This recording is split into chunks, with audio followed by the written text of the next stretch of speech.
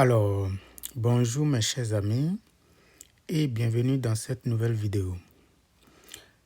Dans cette vidéo, nous allons vous présenter 3 différentes méthodes pour calculer les limites qui vont se présenter sous l'une des deux formes. Avant tout, pour calculer la limite d'un quotient, puisqu'il s'agit que des quotients ici, il faut commencer par calculer la limite de la fonction au numérateur, puis la limite de la fonction au dénominateur. Lorsque vous faites ça, vous allez essayer de voir si vous pouvez effectuer la division des résultats obtenus. Si c'est possible, vous donnez le résultat. Si ce n'est pas possible, soit vous avez peut-être l'infini ou vous avez une indétermination. Sans plus tarder, nous allons commencer avec la toute première limite. Il s'agit de calculer la limite lorsque x tend vers 0 de 1 plus sinus de x moins le cosinus de x divisé par 1 moins sinus de x moins cosinus de x. Donc, qu'est-ce que nous allons commencer par faire? Nous allons commencer par calculer la limite de l'expression au numérateur. On écrit limite lorsque x tend vers 0 de 1 plus sinus de x moins cosinus de x, c'est égal à quoi? Le x tend vers 0, naïvement, on va tendre le x vers 0 ici. Le sinus de x, ça fait sinus de 0 qui nous donne 0. Donc, on va commencer par écrire que pour le premier terme, on obtient 1. Pour le deuxième terme, on obtient 0. Et maintenant, ici, lorsqu'on tend le x vers 0, on obtient cosinus de 0 qui n'est rien d'autre que 1. Donc, ça fait moins 1. Et le résultat final, quand on fait 1 plus 0 moins 1, ça fait 0. On fait exactement la même chose au dénominateur. Et donc, on obtient 1 moins sinus de x moins le cosinus de x. Le premier terme, encore une fois, ça fait 1. Le deuxième terme, comme on l'a fait précédemment, ça fait 0. Et le troisième terme, ça fait moins 1. Et quand on effectue ça, on obtient 0. Donc, on constate que puisqu'il s'agit d'un quotient, on a vu que le numérateur tend vers 0 et le dénominateur également tend vers 0. Donc, on dira que nous avons une indétermination de type 0 sur 0. Notre objectif maintenant, c'est de lever cette indétermination. Voilà pourquoi nous allons présenter différentes méthodes pour pouvoir lever l'indétermination. Première méthode. Qu'est-ce que nous allons faire?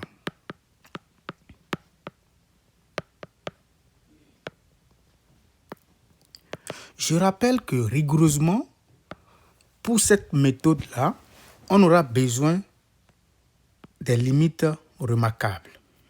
2 limites remarquables, très importantes.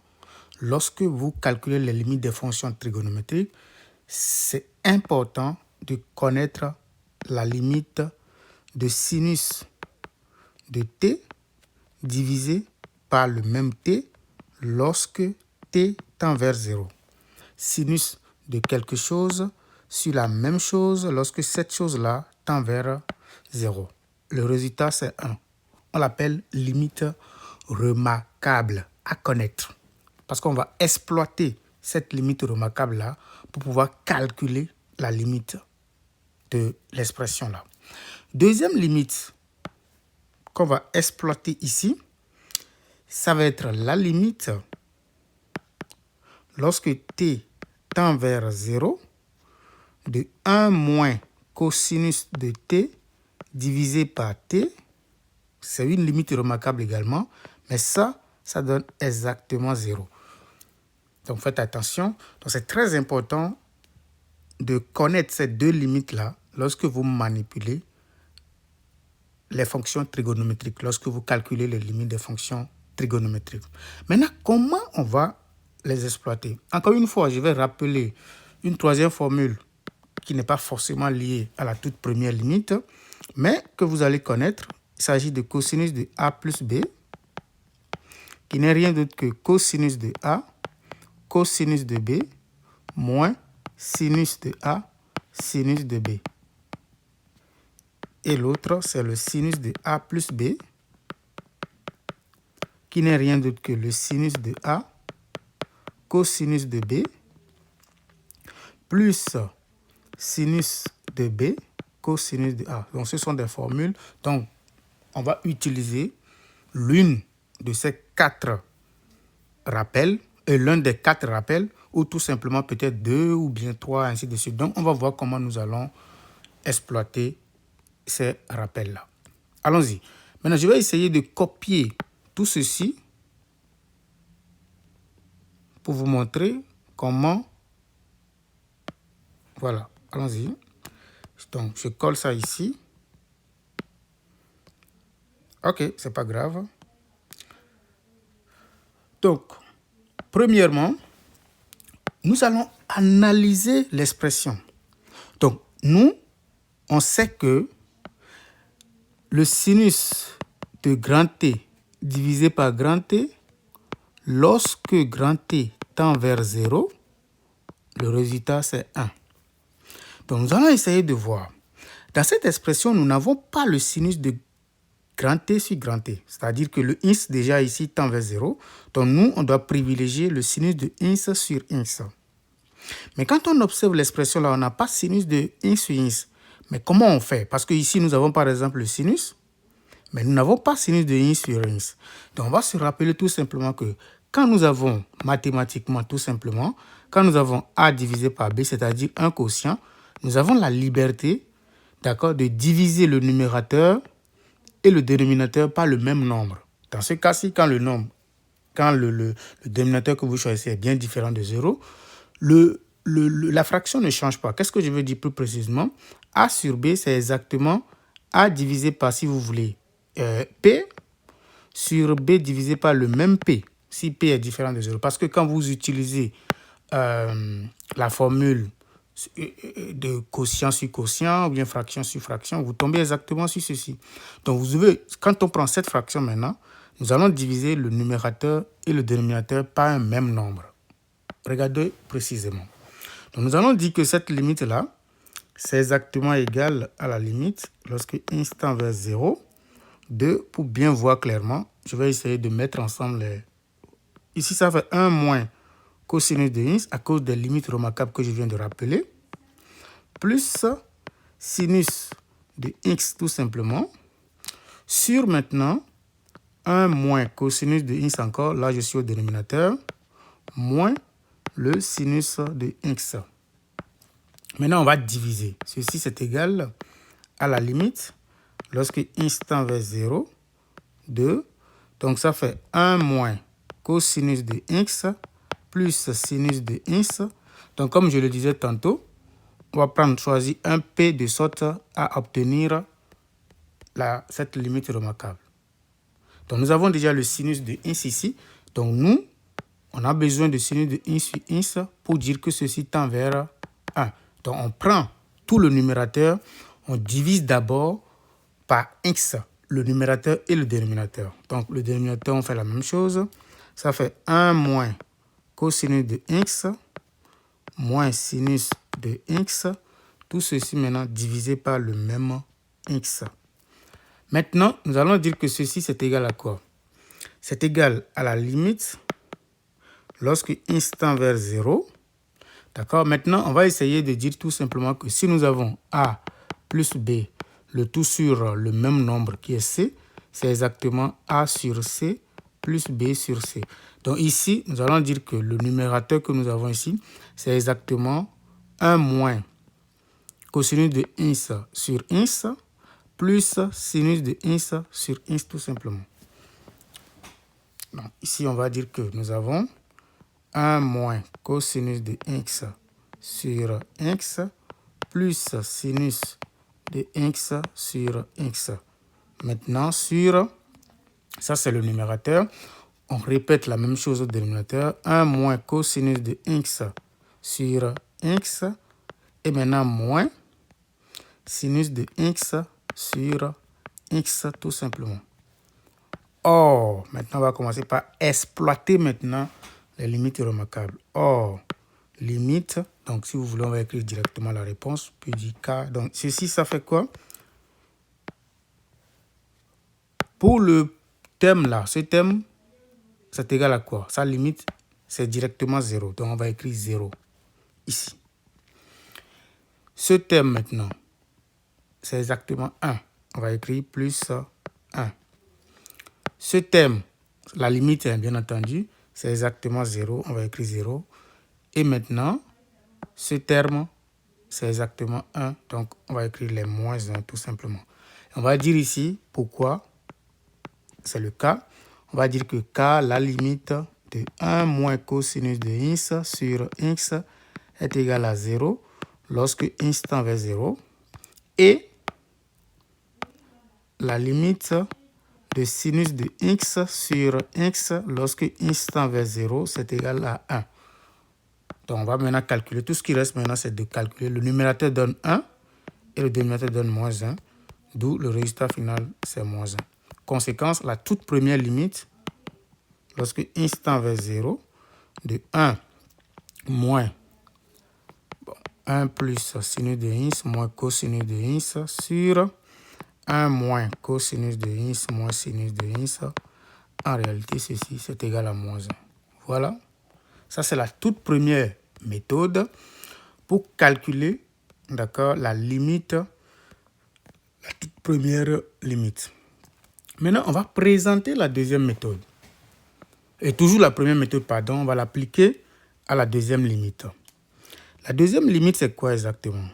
On peut essayer de replacer les choses. La deuxième limite, c'est la limite lorsque x tend vers pi demi, donc même pi demi ici, de 1 moins, donc ici c'est moins, voilà, donc nous avons 1 moins ici, voilà. Donc, pour calculer cette limite-là, qu'est-ce que nous allons commencer par faire? C'est la même chose. On calcule d'abord la limite de la fonction au numérateur, la limite de la fonction au dénominateur, puis on va essayer de voir ce qui se passe. Limite, lorsque x tend vers pi sur 2, de 1 moins sinus de x moins cosinus de x, c'est égal à quoi? Ça fait exactement 1 moins sinus de pi demi, vous remplacez en quelque sorte le x par pi demi, moins le cosinus de pi divisé par 2. Et ça fait 1 moins 1 moins 0. Parce que sinus de pi demi, c'est exactement 1. Et donc, nous avons ça. Ça fait 0. On fait la même chose pour la fonction au dénominateur. De 1 moins sinus de x moins cosinus de x. Ça fait 1 moins sinus de pi sur 2 moins cosinus de pi sur 2. Et ça, c'est exactement 1 moins 1 moins 0 tout simplement. Et donc, encore une fois, ça fait quoi? Et ici, je pense qu'il y a un plus ici, excusez-moi. Il y a un plus ici, d'accord? Donc, je le remplace ici. Voilà, voilà, voilà, parfait. Et donc, ça fait 0 également. Maintenant, nous avons vu que nous avons une indétermination de type 0 divisé par 0. Donc, on va lever l'indétermination. Pour exploiter la toute première limite, nous avons besoin des limites remarquables. Et les limites remarquables que nous avons avec les fonctions trigonométriques sont données en 0. Donc, qu'est-ce que nous allons faire?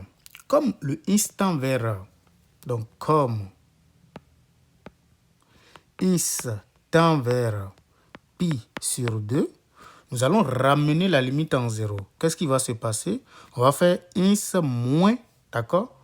X moins ceci. Donc, quand on fait x moins pi sur 2, ça tend vers quoi? 0 tout simplement. D'accord? C'est comme les opérations qu'on fait naturellement. Donc, ça veut dire quoi concrètement? Ça veut dire que si on pose, pour cela, nous allons poser grand T égale alors à tout ceci. x moins pi sur 2. Donc, on ramène la limite en 0. Pour ramener la limite en 0, vous faites simplement x moins ceci exactement. OK. Donc, notre objectif maintenant, c'est de pouvoir calculer le sinus de x, cosinus de x. D'accord? Et remplacer. À partir de cette égalité-là, nous savons que le x va être égal à t plus pi divisé par 2. Pour cela, nous allons maintenant calculer le sinus de x. C'est quoi sinus de x exactement? Sinus de x, ça fait sinus de t plus pi divisé par 2. Sinus de t plus pi divisé par 2, c'est quoi? C'est là maintenant, on va utiliser la formule d'addition que j'ai donnée tout à l'heure. Donc, on va le faire rapidement. Ça fait sinus de ça fois cosinus de ça. Cosinus de pi demi, c'est 0. Plus cosinus de ça, sinus de ça. Donc, ça fait exactement le cosinus de t. Ça, c'est le sinus de x. Donc, dans cette expression désormais, si nous voyons sinus de x, nous allons remplacer ça par cosinus de grand T. On fait la même chose pour cosinus de x. Cosinus de x, ça va faire cosinus de t plus pi sur 2. Or, le cosinus, ça fait cos qui donne 0. Moins maintenant, sin. D'accord? Ce qui donne moins sin de grand T, tout simplement.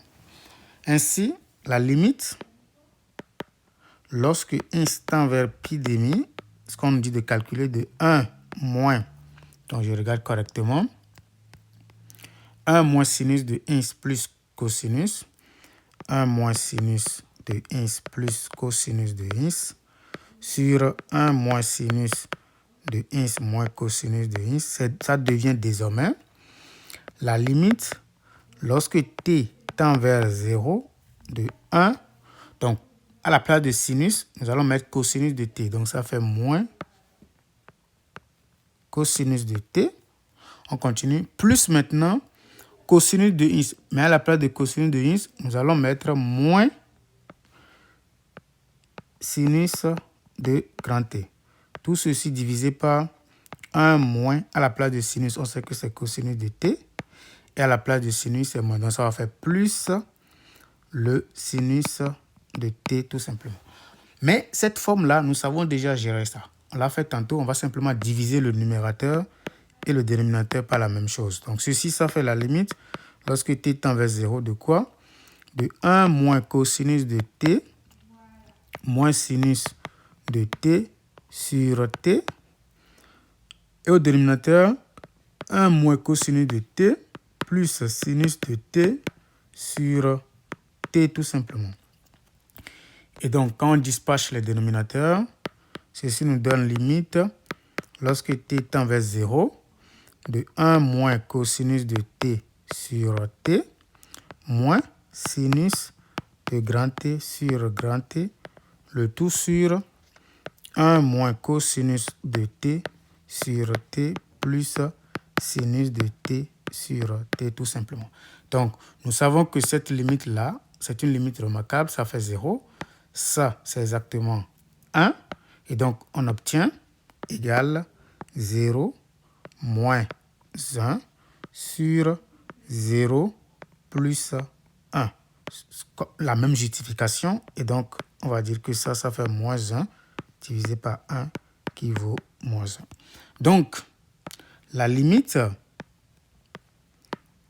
la deuxième limite, lorsque x tend vers pi demi, de 1 moins sinus de x plus cosinus de x sur 1 moins sinus de x moins cosinus de x, en réalité, c'est égal à moins 1. Ça, c'est la première méthode.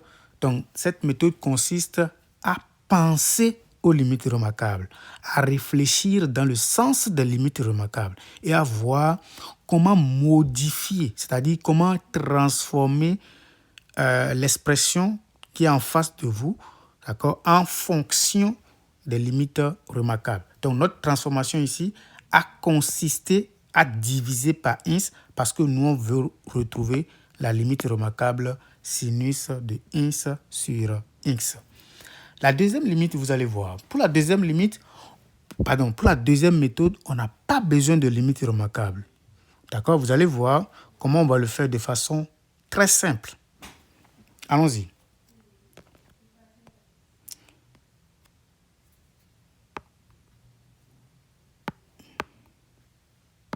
OK, donc nous avons ça. Ce qui est beau ici, c'est que nous savons déjà que nous sommes en face d'une indétermination. Donc, on n'a plus besoin de rappeler encore ici que la limite. Je vais simplement écrire la limite du numérateur est 0, la limite du dénominateur aussi est 0. Mais par contre, vous avez besoin de connaître un petit truc sur la trigonométrie. C'est très important. Vous savez que quand vous manipulez le cosinus et le sinus, vous savez que le cosinus au carré de x plus le sinus au carré de x, en réalité, c'est égal à 1. On est d'accord? Donc, de sorte que si par exemple, vous avez besoin de cosinus au carré de x, ça vous donne 1 moins sinus au carré de x, tout simplement. Donc, c'est très important de savoir qu'on aura besoin de cette relation-là. La deuxième chose, c'est que ici, lorsqu'on calcule par exemple la limite au dénominateur, certes, nous avons 0. Ça, c'est clair. Il n'y a pas de problème pour ça. Mais quand vous regardez très bien, vous allez voir que lorsque le x tend vers 0, ceci en réalité donne 0 naturellement. D'accord? Et ceci, ça donne 1, mais l'autre donne exactement, comment on appelle ça, 1. Donc, on peut dire tout simplement que ce qui a vraiment fait que tout ceci a donné 0, c'est à cause de la fonction cosinus qui est ici. Parce que si on avait plus ici, par exemple, c'est fini. Le dénominateur ne va pas tendre vers 0. Donc, qu'est-ce qu'on va faire? On va faire ce qu'on appelle, par exemple, ce n'est pas la vraie formule, le bon terme, on va faire ce qu'on appelle l'expression conjuguée. D'accord? Mais ce n'est pas le bon terme parce que nous, on va multiplier tout simplement. C'est comme vous prenez en mathématiques A divisé par B. Si le nombre que vous voulez utiliser est non nul, vous pouvez dire que ça fait A multiplié par C sur B multiplié par C. Donc, vous multipliez le numérateur et le dénominateur par un même nombre non nul. Vous voyez?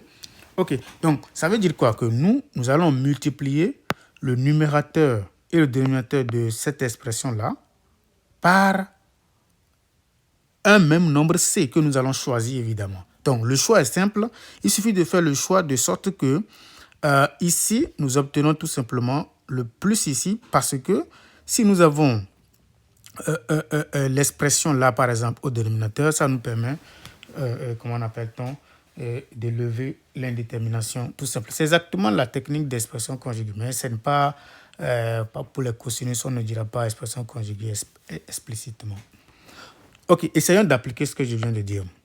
Nous allons dire que la limite, lorsque x tend vers 0, de 1 plus sinus de x moins cosinus de x sur 1 moins sinus de x moins cosinus de x, c'est égal à limite lorsque x tend vers 0, 2, donc ça fait 1 plus sinus de x moins cosinus de x sur 1 moins sinus de x moins le cosinus de x, maintenant qu'on va multiplier par 1 moins le sinus de x, plus maintenant, c'est très important le plus là, le cosinus de x tout simplement. On fait la même chose au dénominateur, 1 moins sinus de x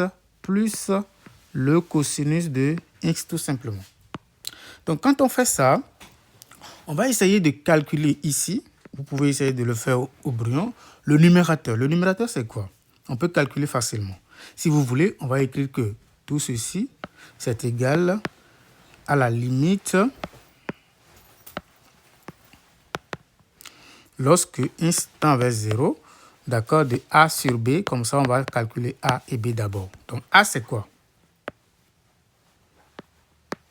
Le A, ici, c'est quoi? C'est 1 plus sinus de x moins cosinus de x, facteur de 1 moins sinus de x, plus le cosinus de x.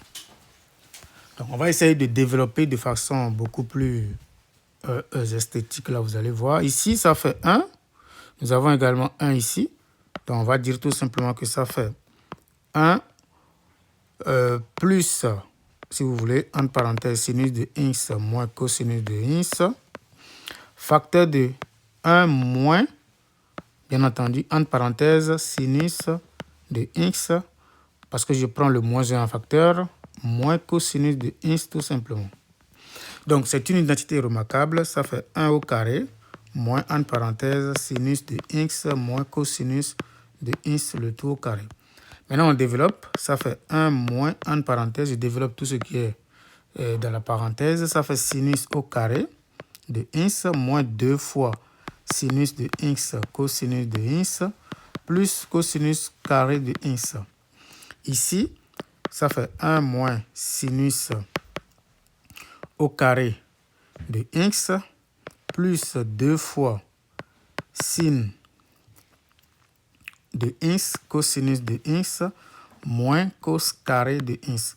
Et donc, quand on prend 1 moins le sinus au carré, moins le cosinus carré de x, ça fait, comme je l'ai dit tout à l'heure, comme rappel, ça nous donne exactement, bon, même ceci déjà, ça fait quoi? Ça fait, disons, cos carré déjà de x, plus 2 sinus de x cosinus de x, moins cos carré de x. Donc ça, avec ça, les deux disparaissent. Et donc, on obtient 2 sinus de x cosinus de x. Ça, c'est A, le numérateur.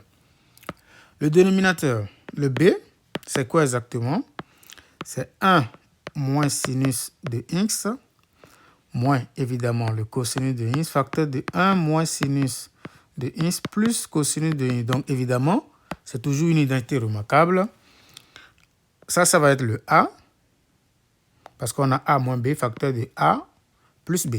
Et donc, quand on calcule directement, on obtient que nous avons 1 moins sinus de x, le tout au carré, moins cosinus au carré de x tout simplement. Donc, on développe, ça fait 1 moins 2 sinus de x, plus sinus au carré de x, moins cosinus carré de x tout simplement. Mais ça, 1 moins cosinus carré, c'est exactement le sinus au carré de x moins 2 sinus de x plus sinus au carré de x. Donc, sinus carré plus sinus carré, ça fait 2 fois sinus au carré de x moins 2 sinus de x tout simplement. Et donc, la limite maintenant, lorsque x tend vers 0, de 1 moins cosinus de x, je regarde bien l'expression là, donc de 1 plus, pardon,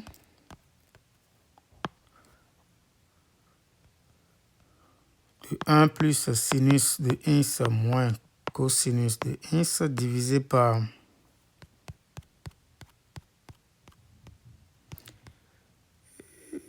1 plus sinus de x moins cosinus de x. Voilà, ça c'est très bon. Voilà, sur 1 moins cosinus de x moins sinus de x, ça devient exactement la limite lorsque x tend vers 0 de a. On a déjà calculé le a tout à l'heure. C'est égal à 2 sinus cosinus. 2 sinus de x cosinus de x divisé par ce dénominateur qu'on vient de trouver qui est b. Ça fait 2 sin au carré de x moins 2 sin de x. Donc, on va essayer de simplifier par sinus, sinus, sinus. Et donc, on obtient la limite lorsque x tend vers 0 de 2 cosinus de x divisé par 2 sinus de x moins 2. Bon, je pourrais simplifier évidemment les deux. Ça fait la limite lorsque x tend vers 0 de cosinus de x divisé par sinus de x moins 1. Et lorsque x tend vers 0, ça c'est facile à faire parce que là, nous obtenons tout simplement cosinus de 0 divisé par sinus de 0 moins 1. Et donc, on obtient 1 divisé par 0 moins 1 qui donne exactement moins 1. Vous voyez, c'est beaucoup plus simple. Il suffit de savoir calculer assez rapidement, pas besoin de beaucoup de formules trigonométriques.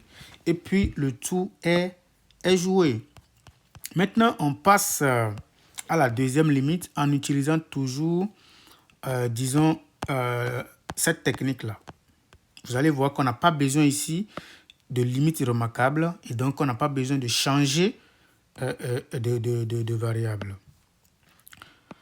La limite, lorsque x tend vers pi demi, de 1 moins sinus de x, plus, je pense que c'est plus cosinus de x, voilà. Ça, c'est la deuxième limite. Divisé par 1 moins cosinus de x moins le sinus de x. Bon, en réalité, c'est 1 moins sinus de x moins cosinus de x. Donc, encore une fois, on sait que nous avons 0 ici. Mais ici, comme je le disais, lorsque le x tend vers pi demi, ceci donne 0. Donc, en réalité, celui-là, il donne 1. Et c'est 1 moins 1 qui donne 0. Donc, qu'est-ce que je vais faire? Je vais plutôt privilégier l'écriture sous cette forme-là en disant que ça fait la limite lorsque x tend vers pi demi de 1 moins sinus de x plus le cosinus de x divisé par 1 moins cosinus de x parce que lui, il tend vers 0. D'accord? Et maintenant, on a moins sinus de x. Donc, c'est avec ça qu'on va faire l'expression conjuguée en multipliant par tout ceci, d'accord, avec plus ici. OK. Donc, j'obtiens alors limite lorsque x tend vers pi sur 2 de 1 moins sinus de x plus le cosinus de x, facteur 2. Maintenant, je choisis de multiplier par ceci maintenant avec plus, sinus de x tout simplement, sur 1, si vous voulez, on va faire ça en même temps parce que ça va donner l'identité remarquable en même temps, moins sinus au carré de x. Ok, maintenant on développe le numérateur comme je le disais, ça fait la limite lorsque x tend vers pi sur 2.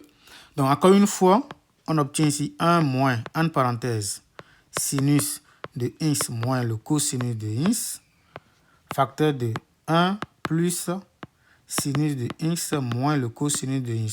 Donc on va aller très rapidement. On développe le dénominateur, ça fait 1 moins 2 cosinus de x plus cosinus carré de x moins tout simplement le sinus carré de x. Donc ici, ça fait la limite lorsque x tend vers pi demi de quoi? Donc c'est une identité remarquable, ça fait alors 1 moins, en parenthèse, sinus moins cosinus de x le tout au carré. Et au dénominateur, qu'est-ce qu'on obtient? Ça fait ceci avec ceci, ça fait, disons, cosinus carré. Cosinus carré plus cosinus carré, ça fait 2 cosinus carré de x moins 2 cosinus de x tout simplement. Mais au numérateur, d'accord, comme on l'a fait tout à l'heure, ça donne exactement 2 sinus de x cosinus de x sur 2 cosinus au carré de x moins 2 cosinus de x. Donc on va simplifier par cosinus, cosinus. Limite, n'oubliez jamais ça. Lorsque x tend vers pi sur 2. Donc ça donne la limite. Lorsque x tend vers pi sur 2, on simplifie par 2d par cosinus, ça fait sinus de x divisé par cos de x moins 1. Et quand on tend le x vers pi demi désormais, ça fait sinus de pi sur 2 sur cosinus de pi sur 2 moins 1. Mais c'est quoi le sinus de pi sur 2? C'est 1 sur 0 moins 1. Et donc, ça fait 1 sur moins 1 qui donne moins 1. Voilà, donc pour la deuxième méthode, on n'a même pas besoin des limites remarquables. Maintenant, pour finir, nous allons exposer maintenant la troisième méthode où vous aurez besoin des notions de la trigonométrie un tout petit peu. Parce que, pourquoi? La première limite, c'est la limite lorsque x tend vers 0 de 1 plus sinus de x moins cosinus de x divisé par 1 moins sinus de x moins le cosinus de x. Donc, qu'est-ce que je vais faire exactement? Puisque l'expression contient les sinus et les cosinus, nous avons une belle formule au niveau de la trigonométrie qui nous permet d'exprimer le sinus et le cosinus en fonction de quoi? En fonction de tangente de x sur 2. Donc ça, c'est pour ceux qui connaissent la trigonométrie un tout petit peu. Si vous maîtrisez la trigonométrie, c'est très bien. Donc, qu'est-ce que nous allons faire? On pose, disons, t égale exactement à tangente de x divisé par 2. T égale à tangente de x divisé par 2. D'accord? Et maintenant, on va essayer d'exprimer le cosinus de x et le sinus de x en fonction de la tangente. On connaît déjà la formule. Pour ceux qui connaissent la formule, je vais l'écrire simplement. On sait que le sinus de x, ce n'est rien d'autre que 2t sur 1 plus t carré. Et cosinus de x, ce n'est rien d'autre que 1 moins t carré sur 1 plus t carré. D'accord? Et donc, à partir de ça, maintenant, on va simplement remplacer. Ce n'est pas du tout difficile. Ici, on sait que si x tend vers 0, alors la tangente, c'est-à-dire ceci aussi, va tendre vers 0 tout simplement. Donc, t tend vers 0. Donc, on remplace. Si on remplace, qu'est-ce qu'on obtient maintenant? On obtient que la limite, lorsque x tend vers 0, de 1 plus sinus de x moins le cosinus de x sur 1 moins sinus de x moins cosinus de x, ça va être la limite lorsque t va tendre vers 0 de 1 plus, donc on remplace le sinus de x c'est 2t sur 1 plus t carré, moins maintenant, entre parenthèses, 1 moins t carré sur 1 plus t carré, le tout sur 1 moins 2t sur 1 plus t carré, moins maintenant, entre parenthèses, 1 moins t carré sur 1 plus t carré. C'est tellement magnifique. Donc, on va maintenant réduire au même dénominateur, puis c'est tout. Ça fait limite lorsque t tend vers 0. Comme le dénominateur commun va être au numérateur 1 plus t carré, au dénominateur 1 plus t carré. Donc, on va voir que les 1 plus t carré disparaissent naturellement. Donc, on va essayer de réduire au même dénominateur. Ça fait 1 plus t carré plus 2t moins, d'accord, entre parenthèses, 1 moins t carré sur 1 plus t carré moins 2t moins, entre parenthèses, 1 moins t carré tout simplement. Et donc, quand je calcule tout ça, j'obtiens que la limite devient limite lorsque t tend vers 0. De quoi exactement? Donc, on simplifie.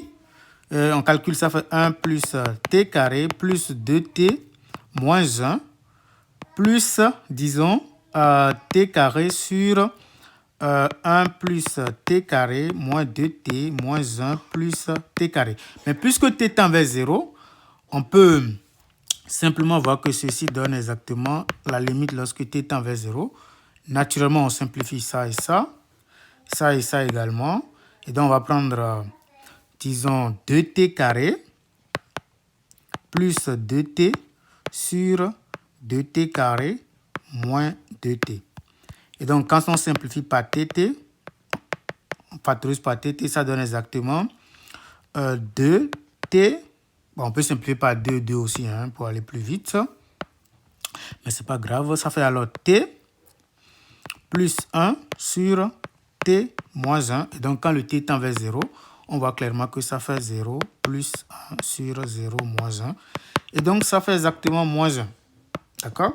Maintenant, on applique la même formule pour la deuxième limite. Vous allez voir, la deuxième limite, c'est la limite lorsque x tend vers pi sur 2 de 1 moins sinus de x plus le cosinus de x sur 1 moins sinus de x moins cosinus de x. On va regarder si c'est le cas vraiment pour ne pas faire des erreurs de calcul.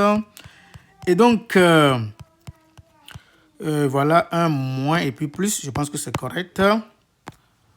Et puis ici, 1 moins et puis plus, voilà, ça c'est bon.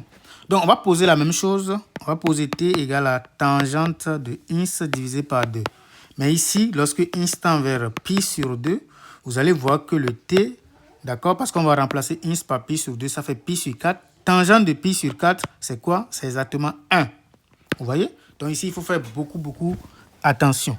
Mais on va simplement remplacer la même chose. On remplacera la même chose, c'est-à-dire que la limite devient limite lorsque je vais aller rapidement, t tend vers 1, de quoi? De 1 moins, le sinus c'est quoi? C'est 2t sur 1 plus t carré, plus cosinus qui n'est rien d'autre que 1 moins t carré sur 1 plus t carré, le tout sur 1 moins 2t sur 1 plus t carré, moins maintenant 1 moins t carré sur 1 plus t carré. Donc on réduit au même dénominateur comme tout à l'heure. Et donc on obtient 1 plus t carré moins 2t plus 1 moins t carré sur 1 moins 2t moins, entre parenthèses, 1 moins t carré. Ici, on obtient la limite lorsque t tend vers 1. De quoi exactement? Ça fait 1 plus t carré moins 2t plus 1 moins t carré sur 1 moins 2t moins 1 plus t carré. Et donc, on obtient la limite lorsque t tend vers 1. Donc, les t carrés se simplifient naturellement ici. Mais au dénominateur, on a 1 moins 1 qui donne 0. Et donc, on obtient 2 moins 2t sur, disons, t carré moins 2t. Donc, on va essayer de simplifier maintenant en disant que ça fait 2, facteur de 1 moins t sur t. D'accord, facteur de... Donc ici, il y a probablement un petit souci ici. J'ai mal rendu au même dénominateur ici parce qu'il faut multiplier. C'est très important. Donc ici, il y a un t carré que j'ai laissé. Donc ça fait normalement 2t carré. Et donc on obtient tout simplement 2t facteur de t moins 1. Donc je simplifie. D'accord, si je simplifie, ça fait limite lorsque t tend vers 1. Je simplifie par 2, et puis ça fait exactement moins 1 sur t tout simplement. D'accord? Et donc, quand t tend vers 1, ceci donne exactement moins 1 sur 1, qui donne exactement moins 1. Voilà, c'est exactement les 3 méthodes que je voulais vous proposer. Merci d'avoir regardé la vidéo. N'oubliez pas à aimer la vidéo.